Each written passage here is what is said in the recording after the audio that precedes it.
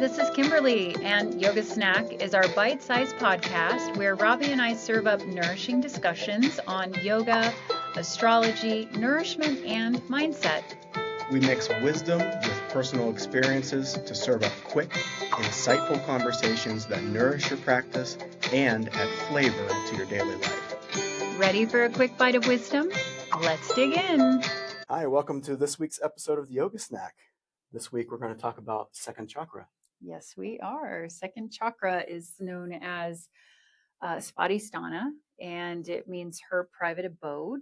The color is orange. I didn't actually mean to, but I wore an orange shirt today. And this is located, it's also known as the Sacral Chakra. So if you know where your sacrum is, that's that triangular bone at the base of your spine. It's located in front of the sacrum. So it's above the pubic bone and below the belly button. So if you can kind of take your mind into that place on the front of the body and move your awareness back a little bit towards the sacrum, that's about where that energy resides. And it's the sacral plexus along the spine. So what that means is that's where nerve bundles are coming off the spine. And something interesting about the sacral plexus, our nervous system has these two branches of either activation, we call it fight or flight sometimes, or rest and digest. And the nerves that are rest and digest nerves, they only come out of the sacrum and the back of the skull. Yeah. So this sacral chakra is a really, it's a very powerful, potent place. And, scientifically they've identified that. So anyways, that's just sort of a side note, but do you know what the element is for this chakra? It's the water element, right? Mm-hmm, mm-hmm. And what about, do you remember what the planet is? Well, I would assume it's the moon because it's so watery. Yeah, definitely. The symbol of it is a 6-petaled orange lotus blossom, and in it is the crescent moon, because the moon, as you know, and maybe as our viewers know, the moon definitely controls the water and the tides on Earth. So it's like there's definitely something, that we can take away from that relationship of the moon. This is very much about the ebb and flow of life. This also is the creative center. So it's the reproductive organs, whether you're male or female. And it doesn't necessarily mean it's about making babies, but it does mean about creating, like taking something and making something more. And we're sort of the artists in our lives, and a lot of times we don't have a way of expressing that. This is also our emotional. This is where the emotions come in, and that emotion also really does drive artfulness in, it all across the country, all across decades, and centuries, that emotional pull to create. And Elizabeth Gilbert's book, on creativity, I can't come up with the name right now, but she said, the very first primal act is survival, right? And that's what we talked about first chakra last time.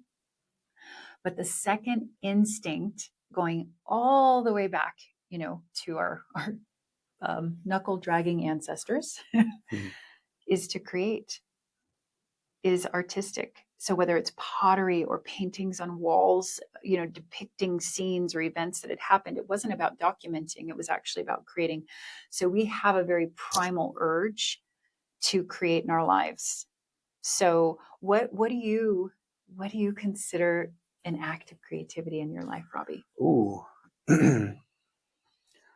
Well, I'm baking. Mm-hmm. Baking, crafting a class for, to teach yoga. That's how I find it. It's just, baking's pretty structured. Yeah. But there is some room to get creative with like flavors and even presentation, right? Right. And that kind of leads me to the other part of this, the sensory that's related to this chakra is taste. Yoga snack delight. So this is also our pleasure center. This is where we receive pleasure, and this chakra becomes activated when we are babies, and this is where we start to gravitate towards what is pleasurable, and we tend to avoid what's painful, right? We have this recognition like, oh, this tastes good, or this feels good, I want more of this.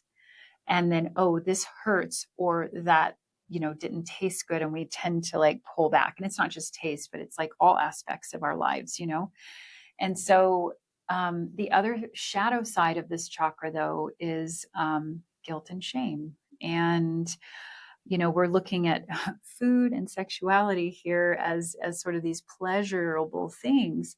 But when we have these layers of repression, right, then we have a really hard time actually enjoying things. And it doesn't just have to be those two things, but to be able to actually enjoy something on a daily basis. I don't know that we all are able to do that consciously. I think it has to become, when you become maybe an adult, you have to like consciously choose pleasure. And I think, or enjoyment. And I think what happens though is if we're not paying too close attention, that pleasure also begins to drive us, and we stop doing things that are hard, that require boundary. So the first chakra was the earth element.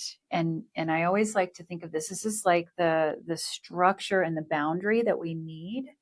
And then the water element, we're pouring into that. So if you could imagine like a beautiful glass pitcher or something, right, that you're going to pour the water into that boundary, and that water is going to take on the shape of the pitcher. But if we didn't have that container, you pour the water and it's just going to spill everywhere, and it doesn't take container at all. So that containment is actually meaningful, healthy boundaries around things so that we can actually contain that pleasure, that enjoyment.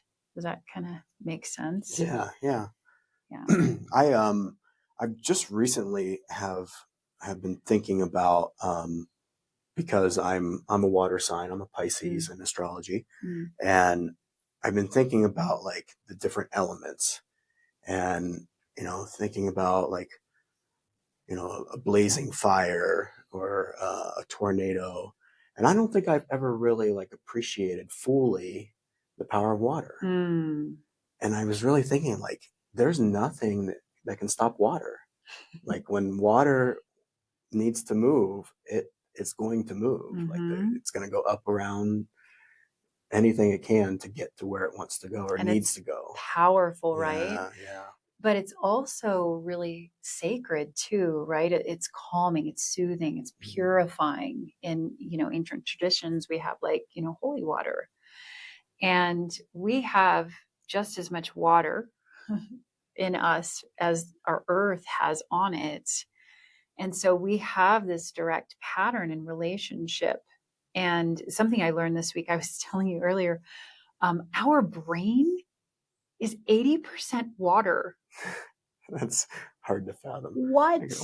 That even, and my friend that I was talking to, who was, I was sharing that with her, she also added to it. She's in cancer research and does a lot with neurology and the brain. But she was saying, if we held an alive brain, it would kind of slip through our fingers. Oh, no. And I was just like, what? This is amazing, because without water, there really is no life on Earth or planet. And like what you were saying, like water finds a way. Like water will win over time. Water, look at our Rocky Mountains, has carved pathways through the granite, right? And water has sort of this like, tenacity, and it's the most adaptable element, right? It can be a solid, it can be a liquid, it can be a gas. and water changes according to its environment and what's being asked of it. And so this is really, an interesting thing to start to inquire, I think, inside of our own lives, because if we become too rigid, right, whether it's with our routine or our structure, we start to kind of dehydrate our ability to go with the flow of life. And we can also, though, not have enough boundary, and that water floods the banks. Oh, yeah. Right. And so it's like, what's the right amount? How do we know that? And even, gosh, teaching yoga and I taught acrobatic dance too.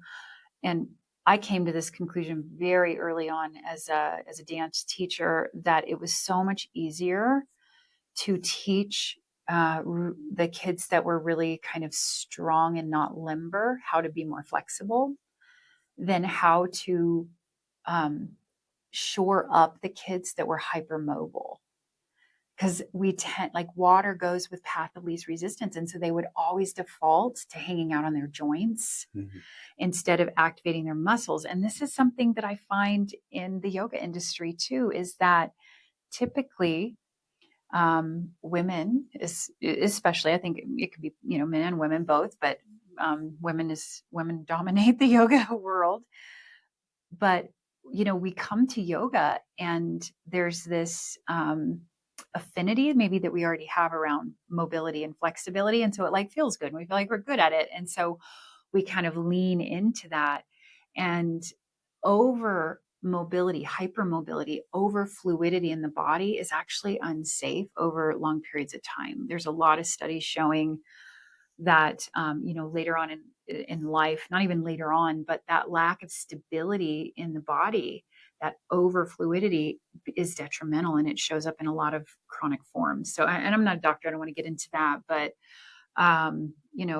it's something really interesting to just start to maybe examine in our own bodies. Cause I have, like, my shoulders are hypermobile, and it's really important that I hyperextend my knees. And, so I've spent years and years really trying to firm up that boundary around my fluidity, but not to stifle it, right? That we still want to be able to go with the current and flow of life, and to use that as a way to be more efficient, right? Because when we're in a state of maximum efficiency, we're able to keep going and doing things versus, like, over efforting and over trying. But then also, if we're not, like, trying at all, there's, it's that play in between. So yeah. Let's see what else. Second chakra. The sound is VAM, VAM, V like victory.